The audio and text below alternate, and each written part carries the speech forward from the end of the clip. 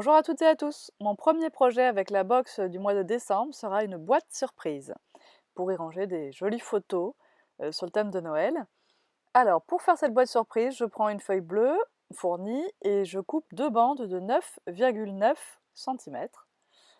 Et je vais marquer ici un premier pli à 9,9 cm d'un bord, je tourne et je marque un second pli à 9,9 cm de l'autre bord. Je vais maintenant couper les deux côtés qu'il manque pour former la box, c'est-à-dire 9,9 cm plus 1 cm pour la pâte de collage, et je le fais deux fois. Je marque le pli donc à 1 cm.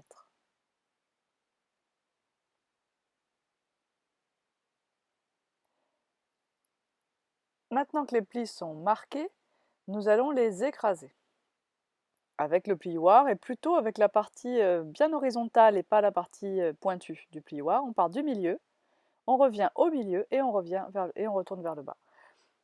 On prend toujours le milieu comme point de repère. Ici, je vous indique que le côté boursouflé du pli doit se trouver à l'intérieur du pli. Nous écrasons aussi les plis de la grande bande en faisant attention de rester bien bord à bord pour ne rien décaler, avoir de belles finitions. Les languettes de collage, comme toutes languettes, nous les anglons de façon à ce qu'elles ne dépassent pas. Ici, on va essayer de faire un angle à peu près à 45 degrés, ce sera plus joli pour la suite. Et on va les coller comme ça en place, grâce à la colle à pointe fine, hein, Stamperia toujours. On la débouche si besoin, et voilà. Inutile d'en mettre beaucoup de cette colle, hein, elle colle très très bien.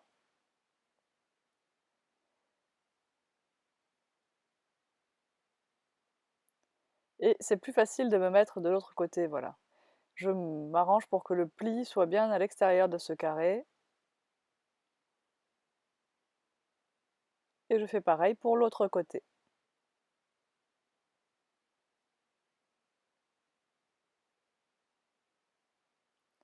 Alors une fois que ceci est bien en place, je vais fabriquer mon deuxième étage de boîte surprise.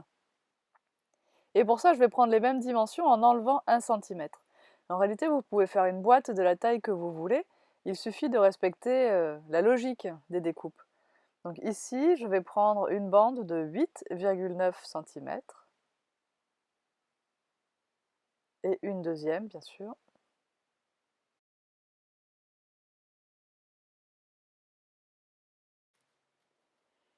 Alors, la bande ici qui doit être pliée par deux fois, je dois la recouper en longueur à 26,7 cm, c'est-à-dire 8,9 x 3. Là, je peux marquer mon pli à 8,9 cm en partant d'un bord, puis je retourne et je remarque à 8,9. La deuxième bande, eh bien, je vais couper à 8,9 plus 1 pour la pâte de collage, c'est-à-dire 9,9. Et je marquerai mon pli à 1 cm du bord.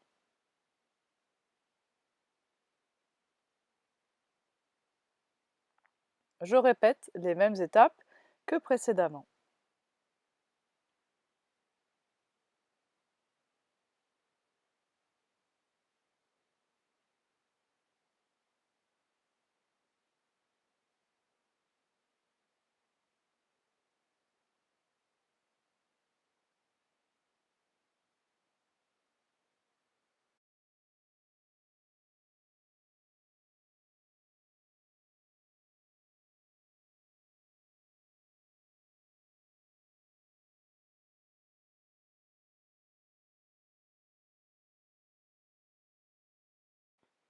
Voilà, donc nous avons fini nos deux étages. Nous allons maintenant pouvoir faire le troisième en respectant la même logique, en enlevant 1 cm. Quelle que soit votre mesure de départ, vous enlèverez 1 cm entre vos étages. Donc je prends une bande de 7,9 x 23,7 et je marque un premier pli à 7,9, un second à 7,9 en partant de l'autre côté. Puis dans les deux petites chutes que j'avais des découpes précédentes, je découpe 7,9 par 8,9 pour toujours avoir mon petit centimètre de pâte de collage.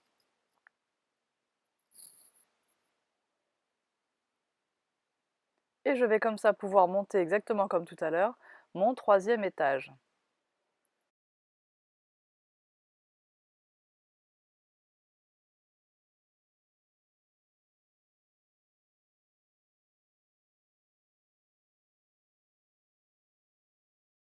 Alors ici, je prends ma perforatrice d'angle préférée et je j'arrondis, enfin, ou je décore en tout cas les angles supérieurs. Que je le fasse avant de coller mon étage ou après, ça n'a pas d'importance, hein. Alors ici, une petite astuce pour éliminer un peu les bavures que peut laisser le massicot sur les tranches parce que ce papier est très épais. Eh bien, vous prenez une lime à ongles, une lime pour ongles durs. La mienne est toujours dans ma trousse, hein. Et je lime comme ça le bord des papiers pour éliminer les petites bavures laissées par la lame de mon massicot. Et comme ça, je vais avoir un bord vraiment bien net, une coupe parfaite. Donc ça, c'est une bonne astuce à garder. Et c'est vrai que je pense que je ne vous le dis pas souvent. Voilà, ici, j'ai déjà découpé tous mes morceaux de papier et j'ai refait la perforatrice d'angle, évidemment, la même. Attention de ne pas trop travailler à la chaîne de façon... Enfin, il y a des papiers qui ne doivent pas avoir la tête en bas. Donc ne vous trompez pas d'angle quand vous passez la perforatrice parce qu'il ne faut faire que les deux angles supérieurs. Donc j'ai préparé mes papiers en respectant une règle de matage, la même que d'habitude chez moi, c'est-à-dire que je prends la taille de ma partie à mater et j'enlève 3 mm. De cette façon, j'ai 1,5 mm de bordure tout autour de mon papier.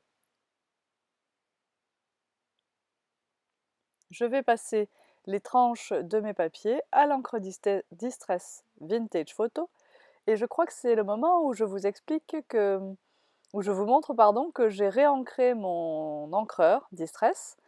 C'est-à-dire qu'au lieu de le renouveler, de le changer parce qu'il était un peu usé, j'ai pris des petits flacons de réencreur et j'ai remis quelques gouttes d'encre sur mon pad.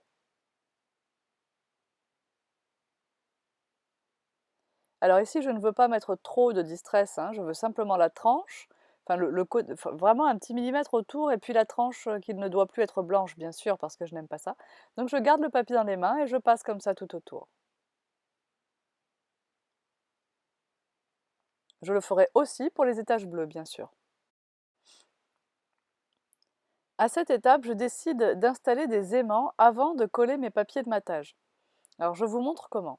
Les petits aimants sont vraiment très fins, hein. D'abord, je commence par poser un point de colle à l'arrière d'un aimant et je le mets au milieu d'une partie bleue. Je vais le faire pour les deux étages les plus grands. C'est-à-dire que là, je vais utiliser 8 aimants.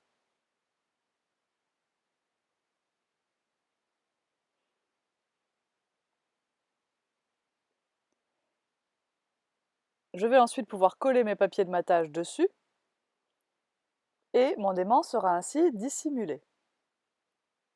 Alors vous ne verrez que plus tard dans la vidéo à quoi nous serviront ces aimants. Évidemment, ils auront une utilité, sinon je ne les mettrai pas. Et je vous indiquerai aussi que vous pourrez les remplacer par des scratchs éventuellement, euh, ou ne pas mettre ni aimant ni scratch, mais simplement peut-être un stop en bas de ce petit volet pour faire tenir la petite étiquette pour la photo. Allez. Donc je réalise cette opération pour les deux premiers étages, c'est-à-dire les deux plus larges.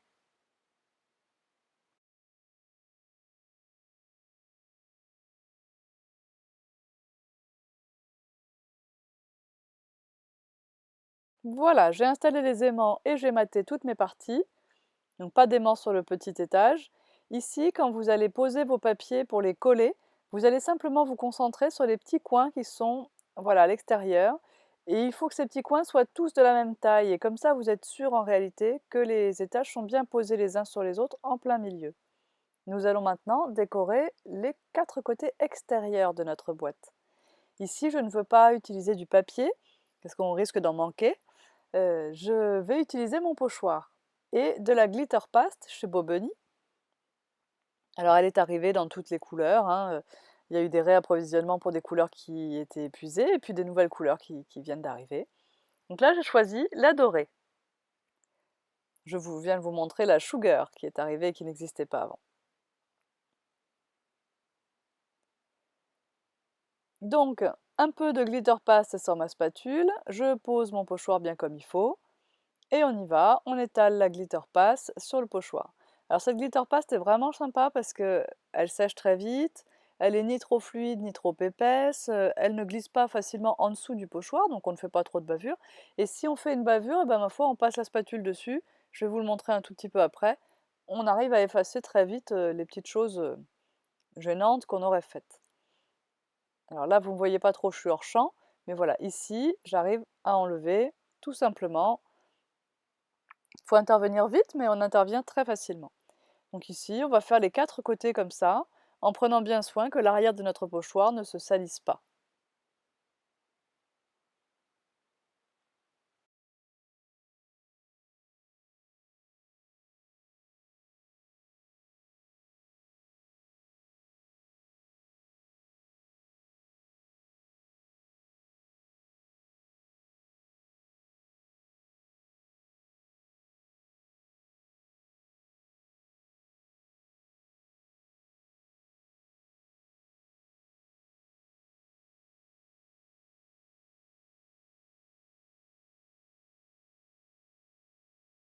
Une fois l'opération pochoir terminée, bien sûr, on le nettoie avec une lingette, tout simplement, en faisant attention de ne pas le corner.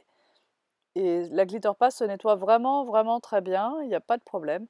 Donc c'est vraiment une bonne solution pour les paillettes, cette glitter paste. En plus, elle sèche assez vite.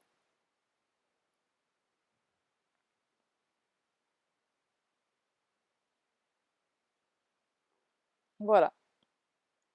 Allez, on passe à une autre étape. Alors ici, je vais installer le mot, donc je vous montre le résultat, mais je veux surtout installer le mot Joyeux Noël à l'intérieur de notre boîte surprise. Et pour l'installer joliment, je veux lui faire un petit promontoire. Et pour faire ce petit promontoire, eh bien, j'utilise un morceau de feuille d'acétate. Alors je les vends à la boutique, hein, comme ça, transparentes. On peut aussi trouver un dessus d'emballage ou quelque chose, un truc à recycler, quoi. Donc là, vous allez prendre un morceau de 5 par 6 et vous allez le plier à 2, 4 et 5 centimètres. Une fois qu'il est bien plié, vous le marquez au plioir, hein, comme vous feriez avec du papier, hein. On va utiliser un morceau de scotch double face pour fixer, former finalement notre petit triangle en réalité qui nous sert de promontoire pour notre mot Joyeux Noël. Je découpe donc avec une petite paire de ciseaux le scotch double face qui dépasse du transparent. J'enlève la petite partie blanche et je ferme ma petite pyramide. Évidemment, je fais ça hors champ, sinon c'est pas drôle. Donc voilà, je mets les arêtes bien saillantes et je vais coller donc ce petit mot Joyeux Noël dessus. Avec ma colle Stamperia toujours, simplement la prise sera moins rapide que sur du papier. Donc je le fais et puis je vais le laisser de côté quelques minutes sans y toucher surtout.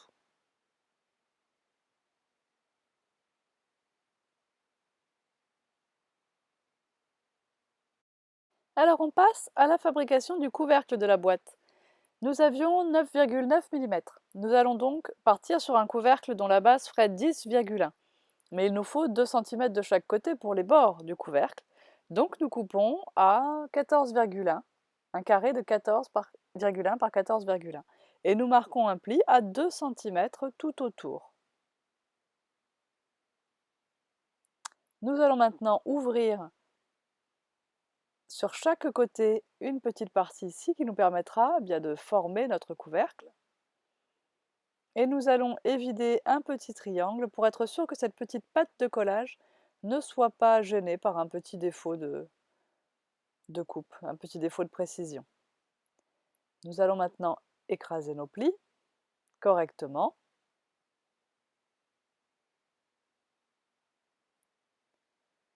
Puis bien marquer le pli également des pattes de collage.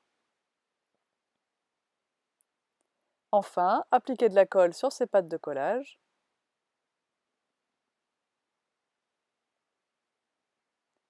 Et mettre en place en prenant quelques pinces, quelles que soient les pinces, pince à linge, pince de bureau, peu importe, pour tenir notre colle le temps qu'elle sèche.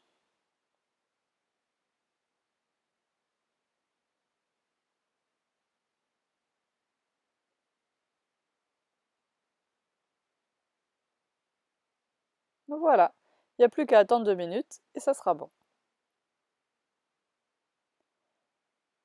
En attendant, le petit mot Joyeux Noël est bien collé sur son petit promontoire. On réutilise un bout de scotch double face pour mettre en dessous. Et on va coller ça au milieu de notre boîte.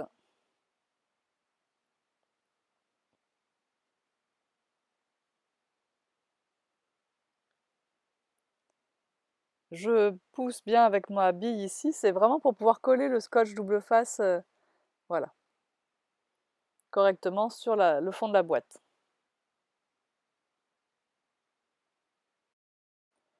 Nous allons passer à la décoration du couvercle. Alors vous voyez que j'ai choisi un morceau de papier, j'ai collé donc sur le couvercle et j'ai collé sur les bords.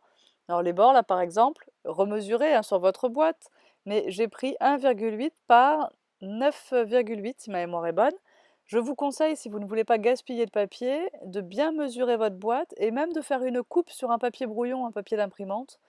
Vérifiez si la dimension que vous avez calculée sera bonne en faisant comme ça. Quand on a peu de papier à sa disposition, c'est une bonne chose d'être sûr de faire les bonnes coupes. Donc j'ai choisi pour décorer ce couvercle la grosse fleur, une petite fleur et une autre que j'avais d'une box précédente, ainsi que le petit flocon et l'étoile en jean. Alors je passe mes fleurs à l'aquacolor bleu iridescent, un petit peu également sur le couvercle. Je juge que ça va être un peu bleu, alors je décide très rapidement, vous allez le voir, de rajouter du doré.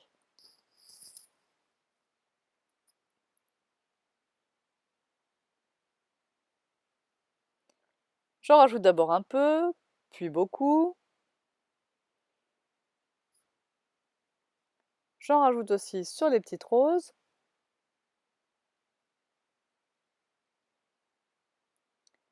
Et finalement, je vais rajouter encore une troisième couleur. Ah oui, là, faut rincer. Hein.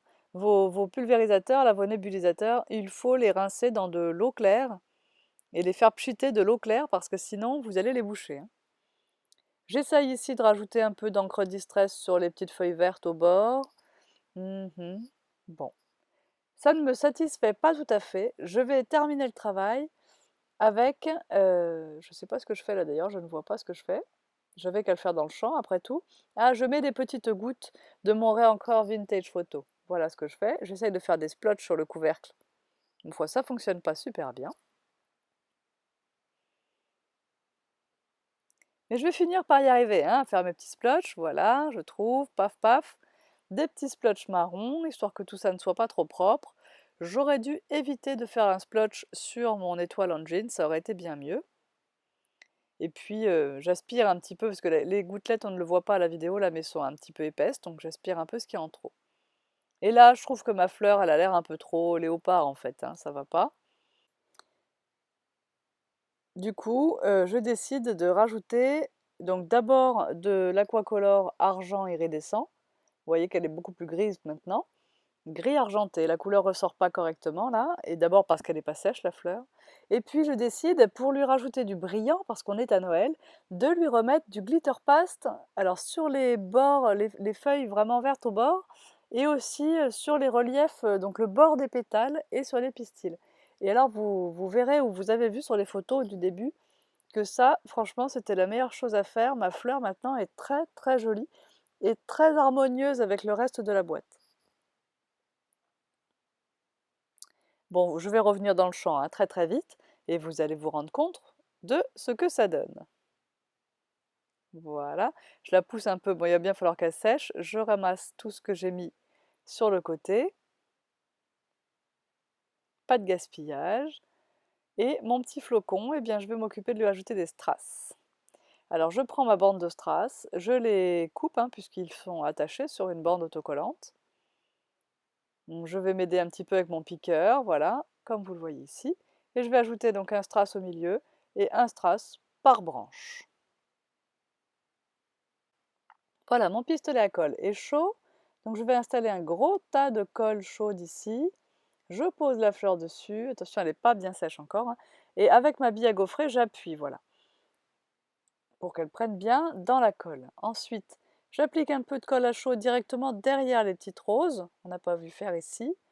Hop, et je les pose. Je fais pareil derrière le flocon et il est un peu debout lui sur les fleurs. Voilà. Pour l'étoile, un petit plot de colle sur la branche du haut et elle ne tient que par cette branche-là.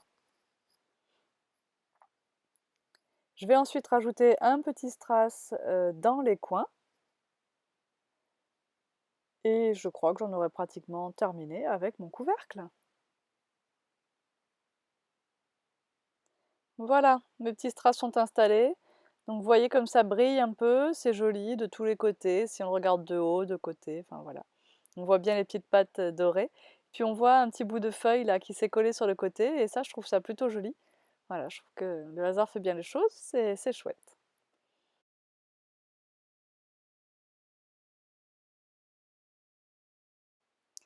On va maintenant passer à la décoration, notamment à la pose des étiquettes. Alors ici, j'ai réalisé avec des die des petites formes comme ça grâce à ma Cuttlebug.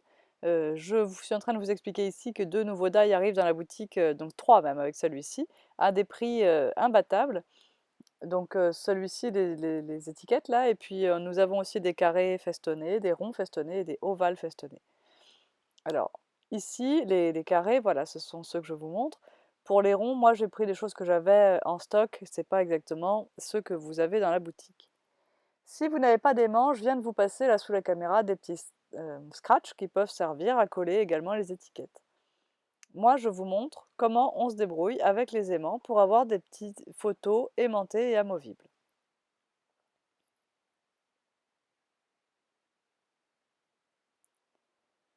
Alors, vous vous souvenez qu'on a collé des aimants avant de mater nos pages. Nous allons reprendre 8 aimants. Donc en tout, on aura utilisé 8 paires d'aimants, soit un petit sac complet. Ça coûte 5,25 € et il en resterait encore un petit peu. Je mets mon aimant sur celui que j'avais collé précédemment. Une fois qu'il est bien à sa place, je colle un point de colle dessus. Mais en faisant comme ça, je suis sûre d'avoir mis mon point de colle du bon côté de l'aimant, parce que vous savez qu'il y a un côté qui s'attire et un côté qui se repousse. Je pose maintenant mon petit carré ici, bien centré sur ma page. Hop, ainsi je colle l'aimant sur le carré, exactement à la place qu'il faut. Et maintenant, alors un petit peu d'encre sur le petit carré de craft que j'ai découpé un peu plus petit de façon à cacher l'aimant. Et je vais appliquer un peu de colle. De cette façon, j'ai joliment caché l'aimant de mon étiquette. J'ai simplement utilisé 2 die, celui de la taille que je voulais pour l'étiquette et celui de la taille en dessous pour cacher derrière. Je rajoute un petit peu d'encre distress à l'arrière de l'étiquette, je n'avais pas fait sur la partie beige à l'arrière. Voilà, et maintenant, eh bien, ma petite étiquette est prête et elle va s'aimanter tout simplement à sa place. Donc il va falloir que je fasse ça pour chacun des petits volets qui avaient été aimantés. Je vous le remontre une fois pour ce grand rond. Donc je pose mon aimant, je pose un point de colle sur l'aimant qui est posé du bon côté, je pose mon étiquette qui du coup va coller sur le point de colle et donc sur l'aimant. Je récupère l'étiquette, l'aimant est collé dessus. Je mets un peu de distress bien sûr sur le rond qui va servir à cacher tout ça. Un peu de colle Stamperia et hop, le tour est joué. Une fois que la colle est prise, on remet un petit peu d'encre distress sur les bords de l'étiquette. Étiquette ou tag, en anglais bien sûr. Hop, et voilà. Alors j'ai un peu sali le devant, mais comme c'est fait pour recueillir une photo, c'est pas très grave. Et ça vient se mettre à sa place et ça ne bougera pas. Par contre, on pourra se faire passer les photos de main en main si on veut. Bon, mais il n'y a plus qu'à faire tout ça pour toutes les autres pages. Ensuite, j'ai fait un petit tour dans mes mots en bois et j'en ai trouvé 4 qui me plaisaient bien. Alors, ils ne sont pas inclus dans la box, je sais. J'ai pris bonheur, famille, ensemble et rire. Et voilà, j'enlève les petites parties qui n'ont pas été complètement qui ne sont pas tombées toutes seules et je vais comme ça agrémenter également avec des petites étoiles. Alors, vous n'avez pas les mots, mais vous avez les petites étoiles, ça c'est sûr. Et c'est comme ça que je décore finalement mon premier étage qui lui n'accueille pas de photos. Je vais pouvoir coller ces mots que je souhaite laisser en finition brute. Je les colle tout simplement avec la colle à pointe fine Stamperia. Comme vous pouvez le voir ici en gros plan, je les laisse vraiment telles quelles. Voilà, j'espère que ce projet boîte surprise vous a plu, que vous allez avoir envie d'en faire. Vous pouvez changer les dimensions pour en faire plus avec moins de papier, vous pouvez les faire comme ça. Et moi, j'ai envie d'en faire beaucoup, mais malheureusement, j'aurai pas le temps. Je vais vous proposer d'autres projets avec ma box du mois de décembre. Vous avez compris que j'ai un petit peu plus de papier que vous, j'ai pris le grand format, car je n'avais plus, tout simplement, de papier en petit format. Je vous montre ici plein de photos en gros plan de cette, boîte. J'espère que voilà, que ça vous fait autant d'effet qu'à moi.